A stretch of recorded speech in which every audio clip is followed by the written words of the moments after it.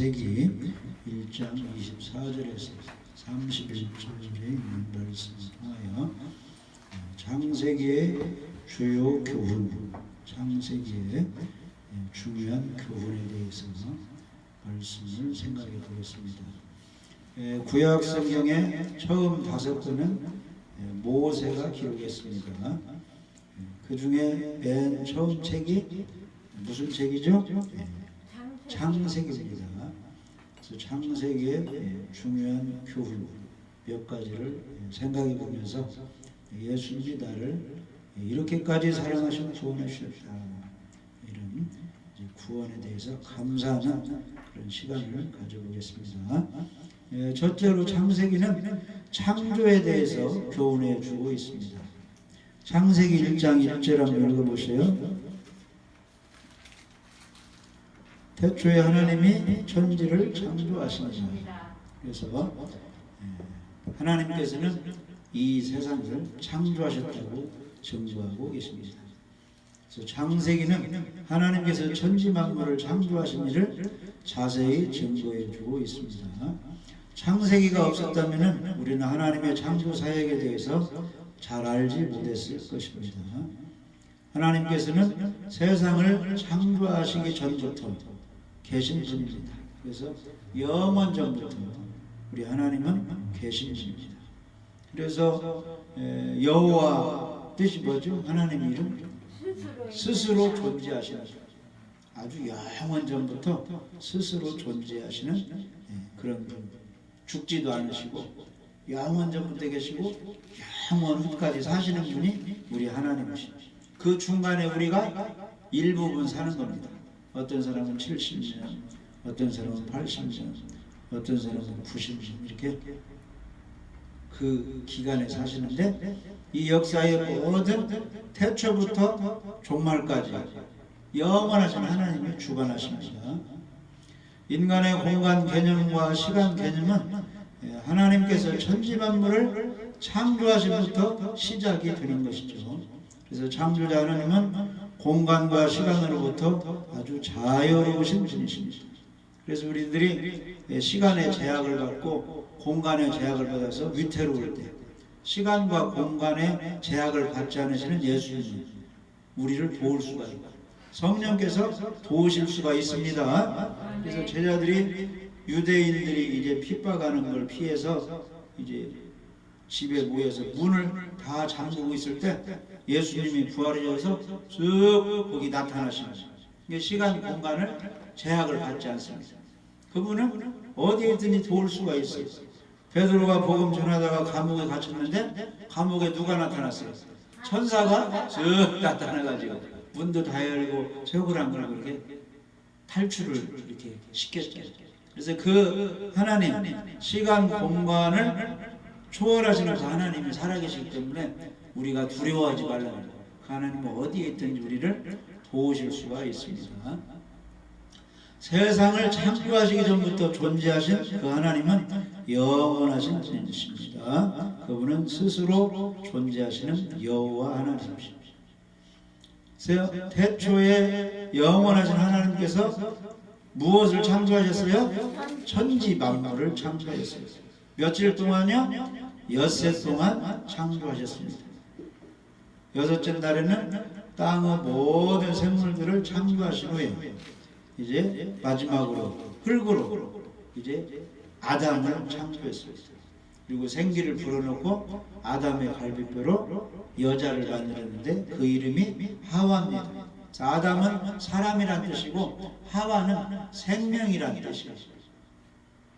그래서 아담과 하와, 사람과 그 생명이 합쳐지면 또 뭐가 나와요? 생명체 자녀가 나오죠. 그래서 우리 흙으로 만든 이 사람에게 죄가 있는데 생명이신 우리 예수님이 들어오면 내가 이제 영원한 생명체가 되고 나를 통해서 많은 구원받는 사람이 탄생이 됩니다. 그러니까 사람 스스로 있으면 죄인이기 때문에 영생이 그 속에 없어요. 그냥 지옥 가는 겁니다. 그런데 그 이제 생명이 없는 죄인 속에 우리 예수님 생명을 받아들이면 내가 이제 생명을 얻은 하나님의 아들이 되는 것입니다. 그래서 아담과 하와를 만드시고 이제 함께 이렇게 살게 했는데, 오늘 말씀 이제 창세기 1장 24절부터 보면은 사람을 만드시는 그런 장면이 나오죠. 26절에 하나님이 이르시되 우리의 형상을 따라 우리의 모양대로 우리가 사람을 만들고 그들로 바다의 물고기와 하늘의 새와 가축과 온 땅과 땅에 기는 모든 것을 다스리게 하자 하시고 그랬죠. 하나님 만든 사람은 이 땅을 다스려야 되는데 하나님을 모르니까 나무를 신으로 섬기고 달을 신으로 섬기고 태양을 신으로 섬기고 바다를 신으로 섬기고 피조물을 신으로 섬기죠. 무지해서 그런 겁니다. 우리 사람을 하나님이 어떻게 하신다는, 원래 우리 사람이가 하나님은 이 우주 만물을 다스리도록 그렇게 창조하셨습니다. 다스리려면 지혜가 있어야 되겠죠. 뭘 알아야 되는데 그 엄청난 지혜를 우리 사람들에게 주시는 겁니다. 27절에 하나님의 자기 형상 곧 하나님의 형상대로 사람을 창조하시되 남자와 여자를 창조. 하나님의 모양 하나님의 형상을 받았기 때문에 하나님이 무지하신 분이요 지혜로우신 분이요 엄청난 지혜로우신 분이기 때문에 그 하나님의 지혜를 주셔서 이렇게 다스리게 했습니다. 오늘날도 하나님의 지혜를 받은 사람은 성경을 막 외우는 사람들이 많이 있습니다. 성경을 통째로 그런 지혜를 우리 하나님이 주었습니다. 그래서 남이 가지고 있는 지혜만 부러워하지 말고 너희들이 지혜가 없으면 어떻게 하라고 했어요? 지혜로우신 하나님께 구하라고 해서 구하라. 지혜를 구하라. 그러면 하나님의 지혜를 주죠. 이게 성령의 은사 가운데 무슨 은사가 제일 첫 번째? 지혜, 지식의 은사가 제일 첫 번째. 그러니까 대부분 믿음 생활이 좋은 사람에게는 지혜, 지식을 주어요. 지혜의 근본은 뭐예요? 지식의 근본이에요. 여호와를 경외하는 겁니다. 그러니까 믿음이 좋은 사람은 예배를 잘 드려요. 겸손한 마음으로 예배를 잘 드려요. 안 믿는 사람도 조상들에게 효도한다고 무엇을 잘 드려요? 못 살아도 제삿날 가면 시장 그런 데 가서 조기 이런 거 사다가 청성스럽게 하잖아요. 하물며 우리 믿는 사람은 살아계신 하나님께 정성스러운 예배를 드려야 되는데 믿음이 없기 때문에 건성건성 그냥 예배를 그냥 등한시하는 거예요. 예배를 잘 드려야 됩니다. 그래야 그게 믿음이 좋은 이제 증거가 되는 것입니다. 인류 역사는 하나님께서 세상을 창조하신 때로부터 시작이 됩니다.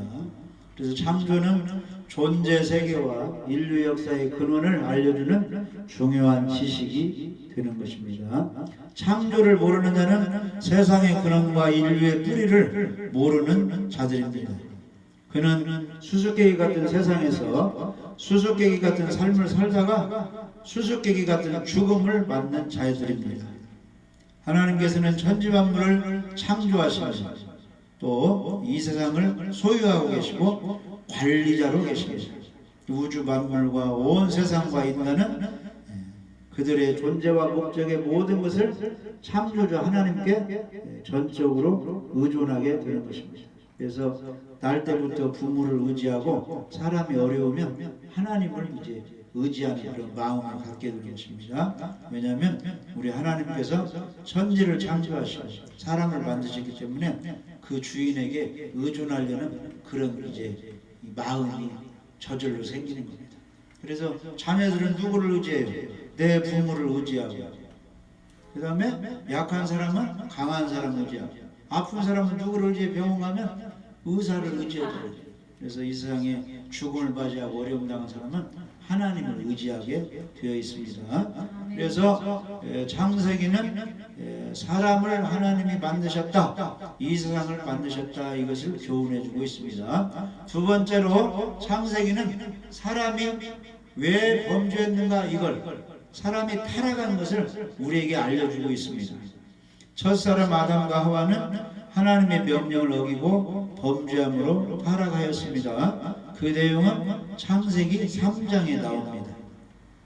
죄라는 것은 하나님의 명령을 어기는 것입니다. 하나님께서는 무엇을 명령할 수 있는 위치에 있으시며 권한을 가지셨고 인간은 그분에게 순종해야 할 위치에 있고 의무를 가지고 있었습니다. 그러나 인간은 하나님의 명령에 순종하지 않았습니다. 사람들은 범죄함으로 타락하였습니다. 타락이라는 것은 하나님 말씀을 어기고 자기 마음대로 이제 죄된 생활을 하는 것입니다. 인간의 타락에는 누구 유혹이 있었어요? 뱀의 유혹, 마귀의 유혹이 있었습니다. 뱀은 하나님의 그 창조한 아담 아내 하와에게 접근하여서 하나님께서 금하신 선악과를 따먹게 유혹을 하였습니다. 그 뱀은 마귀가 사용한 도구였습니다. 마귀는 하나님께서 지으신 천사들 중에서 교만하여 하나님을 대적하고 하늘에서 이제 쫓겨난 그런 이제 존재입니다. 마귀의 유혹으로 먼저 여자가 범죄하였고 이어서 남자도 범죄하였습니다. 아담과 하와는 범죄함으로 에덴 동산에서 쫓겨났습니다. 그 후 이제 아담과 하와는 가인과 아벨이라는 아들을 낳았습니다. 오랜 세월이 흐른 후에 가인은 땅의 소산물로, 아벨은 양의 첫 새끼와 그 기름으로 각각 하나님께 제사를 드렸습니다. 그런데 하나님께서는 아벨의 제사는 받으셨으나 가인의 제사는 받지 않으셨습니다. 왜 받지 않았느냐면 하나님께 제사 드릴 때는 죄 때문에 제사를 드리는 거예요. 짐승을 잡아서 하나님 용서해달라. 희생의 제사를 드리는 겁니다. 죄값은 사망이기 때문에. 그러니까 아벨은 짐승을 잡아서 제사를 드렸는데 가인은 자기가 농사지은 물로 제사를 드렸습니다. 거기는 뭐가 안 들어갔어요? 희생의 피가 안 들어가서 하나님이 받잖아요. 오늘날도 예배 드릴 때 누구 모시고 예배를 드려야 돼요?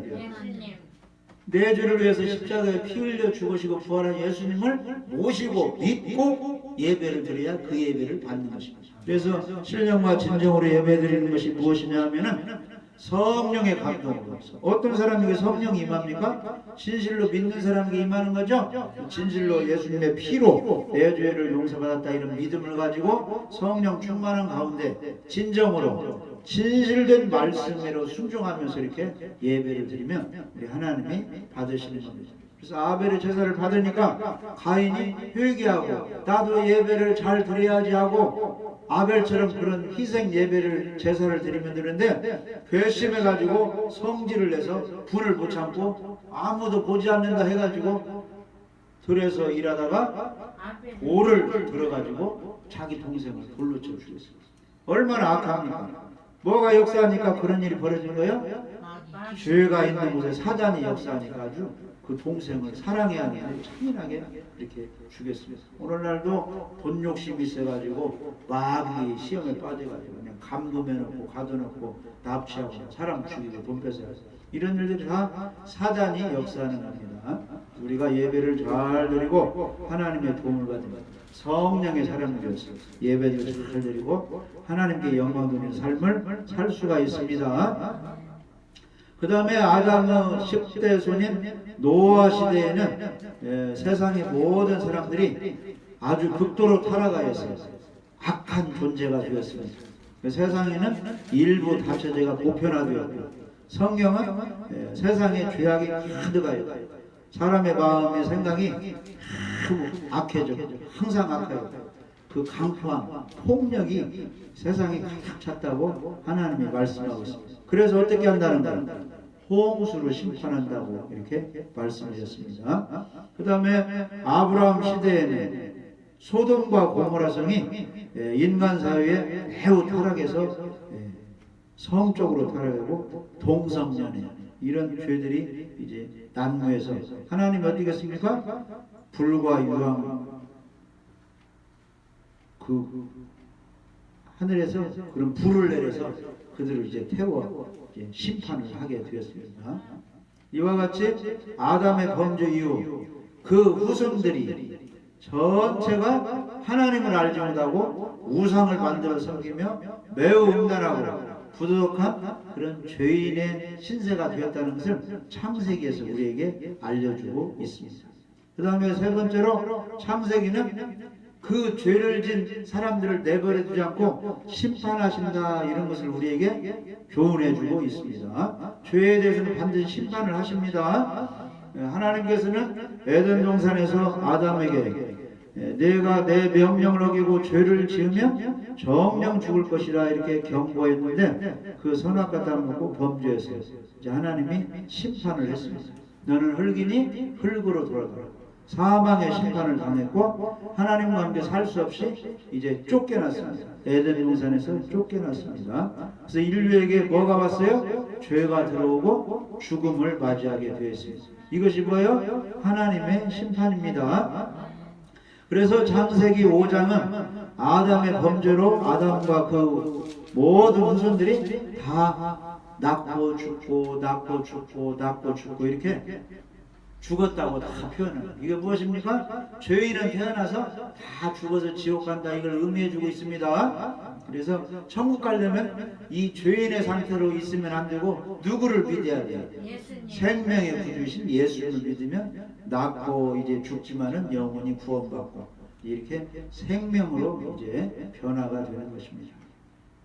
그래서 하나님의 은혜를 입은 에녹 한 사람 빼고 모두 다 그냥 다 태어나서 죽었습니다. 에녹은 하나님과 몇 년 동행했죠? 300년 동안해서 하나님이 그냥 데려갔어요. 에녹은 승천했다고 합니다. 하늘로 이렇게 데려갔습니다. 그래서 우리가 오늘날도 천국에 가려면 하나님의 은혜를 입어야 됩니다. 주님과 동행하는 삶을 살 때 다 죄를 벗어버리고 생명을 얻어 천국에 들어갈 수 있습니다. 그래서 창세기는 죄에 대한 하나님의 심판을 우리에게 알려주고 있습니다. 가인이 죄니까 하나님의 벌을 받고, 아담의 죄를 지니까 벌을 받아서 쫓겨나고, 사람의 죄를 지니까 태어나서 다 죽고, 이 죽음이 죄에 대한 심판으로 오는 것입니다. 그래서 인간의 몸이 늙어서 죽는 것뿐만이 아니고 하나님께서는 노아 시대에 심히 음란하고 강포했던 그 온 세상을 이제 홍수로 심판하셨습니다. 세상에서 노아의 8 식구를 제외한 모든 사람들과 모든 숨쉬는 생물들, 즉 새들, 가축들, 들짐승, 땅에 기는 모든 것들은 다 하나님의 심판을 받아 홍수 때 다 이제 멸망했습니다. 누구만 살았어요? 방주 속에 들어간 노아 8 식구, 그 속에 들어간 짐승, 새들, 그 모든 가축들만 살아나게 된 것입니다. 그래서 이제 그 홍수 심판이 얼마나 처참한지 우리에게 알려주고 있습니다. 그래서 창세기는 죄가 있으면 반드시 하나님의 심판이 있다, 이걸 우리에게 알려주고 있습니다. 자, 그러면 이제 또 창세기는 무엇에 대해서 우리에게 교훈해 주느냐 하면은, 죄에 대해서 심판도 하시지만은 우리 하나님께서는 사람을 불쌍히 여겨서 이제 구원도 해주신다, 이런 것을 우리에게 알려주고 있습니다. 그러니까 홍수 심판에 다 멸망했지만은 하나님이 살릴 사람은 방주 속에 들어가게 살려주셨죠. 그래서 하나님은 심판도 하시지만은 그 상황에서 또 구원도 해주신다는 것을 우리에게 알려주고 있습니다. 홍수 심판은 세상을 하나님이 심판한 것을 가리키는데, 또 홍수 심판을 통해서 사람이 타락하였지만은 그 속에서 하나님의 긍휼로 구원도 시켜준다는 것을 우리에게 알려주고 있습니다. 자, 소돔과 고모라서 롯이 살고 있는 그 성이 타락하여서 성적으로 분란해서 하나님이 심판했죠. 그런데 다 죽였습니까? 살리는 사람도 있었어요. 롯의 그 가족은 하나님이 살렸습니다. 그래서 창세기는 우리에게 하나님은 구원도 해주신다, 이것을 우리에게 알려주고 있습니다. 하나님께서는 이제 우상 숭배적인 그 인류 가운데서 아브람을 불러내셔서 그 믿음의 조상이 되게 해주셨습니다. 창세기 12장에 보면은 너는 너의 본토 친척 아비의 집을 떠나 내가 네게 지시할 땅으로 가라, 이렇게 명했어요. 그러니까 아브라함이 다 툴툴 털어버리고 이제 모든 것을 다 버리고 하나님이 말씀하신 것을 향하여 딱 갔는데, 그곳이 어디예요? 지금 이스라엘 가나안 땅입니다. 그래서 거기 땅에 도착해서 제일 먼저 한 것이 뭐예요? 하나님 감사합니다. 아무것도 모르고 갈 바를 알지 못하고 하나님 인도 따라 이렇게 왔는데 이렇게 좋은 땅을 나에게 주시니 감사합니다. 그래서 거기서 단을 쌓아 제사를 드렸어요. 오늘날도 믿음이 좋은 사람은 이 모든 것이 하나님의 은혜입니다. 결혼한 것도 하나님의 은혜요, 자식 낳은 것도 하나님의 은혜요, 자동차 사는 것도 하나님의 은혜요, 좋은 집에서 살고도 하나님의 은혜요 하면서 무슨 예배를 드려요? 다 하나님께 예배로 영광 돌리잖아요. 아멘? 그러니까 감사를 잘해야 됩니다. 예배로 영광을 돌려야 돼요. 10명의 문둥병자가 예수님 불쌍히 해주세요, 고쳐주세요 하니까 예수님이 고쳐주었죠? 제사장에 가서 너희 몸을 보이라 하니까 가다가 보니까 뭐가 나왔어요? 문둥병이 깨끗해져 버렸어요. 그러면 다 와서 누구한테 감사해야 돼요? 예수님 감사합니다 이렇게 해야 되는데 사마리아 한 사람만 와가지고 예수님 감사합니다 하니까 예수님이 서운했어요. 아니 10명이 다 치료가 되는데 9명은 다 어디 갔느냐? 다 와서 감사를 해야죠. 그래서 예수님이 찾아와서 감사한 그 사마리아 사람에게 무슨 복까지 주었어요? 구원의 복까지 주었어요. 영원. 내 믿음이 너를 구원하였다. 이렇게 축복해 주세요. 그러니까 우리가 어떤 그 하나님의 선물을 받았을 때 하나님께 와서 예배드리며 감사하면 더 큰 복을 주시는 겁니다. 그래서 하나님의 최고의 복은 영혼 구원도 받는 거고 생활 속에 축복받는 거고 건강을 받아서 오래 사는 거예요. 그게 하나님의 복입니다. 그 복을 다 받아 누려야 됩니다. 그래서 우리 하나님께서는 어려움 중에서도 하나님을 찾는 사람은 하나님의 은혜로 이제 구원을 해 주시는 겁니다. 자, 요셉이 종으로 이렇게 팔려가고 그 당시 흉년 들어서 뭐 애국뿐만이 아니라 전 세계가 다 어려움을 겪었는데 하나님이 요셉을 통해서 어떻게 했어요? 국무총리가 되게 해가지고 저 자기 나라 그 이스라엘에 지금 굶어 죽게 생긴 아버지 그 가족들을 살렸잖아요. 하나님이. 아멘? 그게 어디에 나와요? 창세기에 나오는 거죠? 그래서 이 창세기는 사람이 어려운 심판 중에도 하나님의 은혜를 입으면 구원도 받는다, 이걸 우리에게 알려주고 있습니다. 오늘날 이 땅의 현실을 보면은 사람들이 많이 실망을 합니다. 직장 구하기도 어렵고 장사하기도 어렵고 사람은 지칠 대로 지쳐있고 온갖 죄들이 만연하고 눈만 뜨면 한 죄 짓는 것만 나오고 있잖아요. 그래서 사람들이 이제 죽이고 또 재판받고 이런 어려운 실정에 소망이 없다 이렇게 생각할 수 있는데 우리 믿는 사람들은 천국 소망을 가지고 이렇게 어려움 중에서도 하나님이 나를 어떻게 하신다? 나를 도와주시고 내 소원을 이루신다. 이런 믿음을 가져야 되겠죠?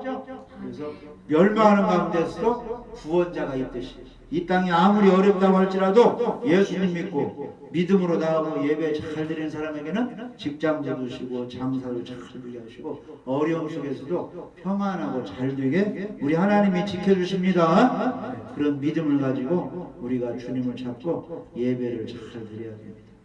그래서 창세기에 보면은 우리를 구원해 주신다는 약속들이 나와 있는데 아브라함을 통해서 하나님이 말씀을 해 주셨습니다. 자, 창세기 12장 3절 한번 읽어보시죠. 창세기 12장 3절.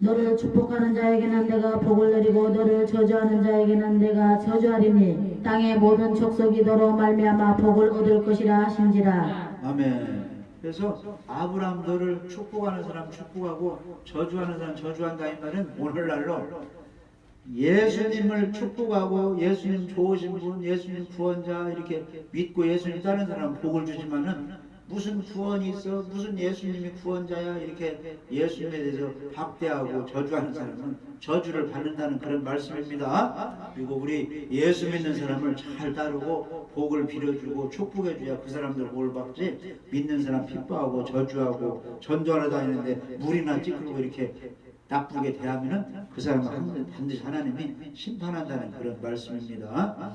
그래서 아브라함에게 우리 하나님이 땅의 모든 족속이 너를 인하여 복을 얻을 것이다 그랬어요. 그런데 아브라함을 통해서 복을 준다는 그 말씀은 아브라함, 이삭, 야곱, 유다, 다윗 그 후손을 통해서 온 예수 그리스도를 통해서 영혼 구원해 주신다 이런 말씀입니다. 그래서 아브라함 너의 후손을 통하여 복을 준단 말은 너의 후손 너의 씨로 태어나는 그 이 땅에 하늘의 생명이신 예수님이 이 땅에 태어나는데 그 구원자 예수를 통해서 천하만민이 믿는 사람에게 영원 구원을 받는다, 이런 말씀이에요. 그래서 창세기 22장 18절에 보면은 내 씨로 말미암아 천하만민이 복을 얻으리라 그랬는데 그 씨가 누구를 가리키냐면은 우리 예수님을 가리키고 있습니다. 그래서 요한일서 3장 9절에 보면은 하나님께로부터 난 자마다 죄를 짓지 않으니 이는 하나님의 씨가 그의 속에 거하며 그도 범죄하지 못하는 것은 하나님께로부터 났음이라 그랬어요. 그러니까 우리 믿는 사람 속에는 하나님의 씨가 있는데 그 씨가 예수님의 생명을 가리키는 겁니다. 그래서 우리 예수님을 진실로 모셔드리면 나의 모든 죄가 그대로 남아있어요. 사해지는 거예요. 사해져서 예수님은 의인이 되는데 그건 내 공로가 아니고 예수님 피값으로 그렇게 해주신다는 거예요. 그걸 믿는 것이 구원입니다. 예수님을 믿는다는 것은 그것을 믿는 거예요. 나는 흉악한 죄인이라 지옥 가야 되는데 내가 예수님을 구원자로 믿고 영접하니까 그 예수님 피가 나의 죄를 깨끗이 사해 주었다, 그렇게 믿는 것이 그게 믿는 거예요. 기독교인을 믿는 사람이라고 하잖아요. 그러니까 나 예수 믿어 말로만 하는 것이 아니고 그 예수님이 나의 모든 죄를 깨끗이 사해 주셔서 나는 의인이고 나는 예수님 모시고 있다, 이런 믿음이 구원받는 믿음이라는 겁니다. 그래서 그렇게 믿음 가진 사람은 죄를 지을 수가 없는 거예요. 왜냐하면 죄를 지어도 죄인이에요, 의인이에요? 의인이기 때문에 그 속에는 죄가 없는 거예요. 예수님을 진실로 모신 사람. 왜 없어요? 그 속에 하나님의 씨, 예수님의 생명, 죄사함이 있기 때문입니다. 그래서 마태복음 13장에는 좋은 씨를 뿌리는 사람은 예수님이다 그랬거든요. 좋은 씨를 뿌린 자는 예수님은 무엇을 뿌리는 거예요? 예수님의 생명, 예수님의 구원을 주시는 거죠. 그래서 제자들에게 야, 이 피를 마셔라, 이 포도주를 마시라, 이것은 너희 죄사함을 받고서 흘리는 나의 언약의 피다 그랬잖아요. 할렐루야. 그래서 예수님은 좋은 생명을 주시는 겁니다. 받으라고 그러는 것이 뭐예요? 믿으라는 거예요. 구원받으라, 구원받으라. 내가 믿습니다 하면은 구원이 받는데 안 믿어야 하는 것은 구원이 안 된다는 거예요. 그래서 예수님은 좋은 생명, 씨를 뿌리는 사람입니다. 그리고 이 땅에서 또 예수님 믿으라고 전도하는 사람이 좋은 씨를 뿌리는 사람들이에요. 그래서 믿는 사람은 어떻게 되느냐? 영접하는 자, 곧 그 이름을 믿는 자들에게는 하나님의 자녀되는 권세를 주셨습니다. 좋은 씨, 생명의 씨를 예수님을 받아들인 사람은 하나님의 자녀가 되는 것입니다. 그래서 아브라함에게 내 씨로 말미암아 천하만민이 복을 받으리라, 이 말씀은 성경을 쭉 이제 읽어보면은 하나님이 이 땅에 보내주신 그 예수님을 통해서 천하만민이 영원 구원을 받는다는 말씀입니다. 그래서 갈라디아서 3장 16절에 보시면 이 약속들은 아브라함과 그 자손에게 말씀하신 것인데 여럿을 가리켜 그 자손들이라 하지 아니하시고 오직 한 사람을 가리켜 내 자손이라 하셨으니 곧 그리스도라 그랬어요. 그러니까 아브라함, 내 자손을 통해서 천하만민이 복을 받는다는 것은 아브라함의 자손은 누구를 가리킨다는 거예요? 예수 그리스도를 가리킨다는 거예요. 그러니까 이 땅에 오신 예수를 통해서 모든 죄인들이 예수 믿고 죄사함 받고 구원받는다는 그런 말씀입니다. 그래서 갈라디아 3장 7절에서 9절 보면은 그런즉 믿음으로 말미암은 자들은 아브라함의 자손인 줄 알지어다. 또 하나님의 이방을 믿음으로 말미암아 의로 정하실 것을 성경이 미리 알고 먼저 아브라함에게 복음을 전하되 모든 이방인이 너로 말미암아 복을 받으리라 하였느니라. 그러므로 믿음으로 말미암는 자는 믿음 있는 아브라함께 복을 받는데 오늘날은 누구를 믿어야 구원을 받는 거예요? 주 예수를 믿어야 구원을 받는 것입니다. 그래서 성경은 하나님의 사람을 창조하셨다, 이 사람을 창조하셨다고 알려주고 사람은 하나님께 순종해야 하는데 불순종함으로 범죄하여 타락하여 하나님의 심판을 받게 되었다, 이것도 알려주고 심판받는 가운데서도 하나님의 은혜, 하나님의 구원을 받은 사람은 생명을 얻고 심판 멸망하지 않고 구원받는다는 것을 우리에게 교훈해 주고 있습니다.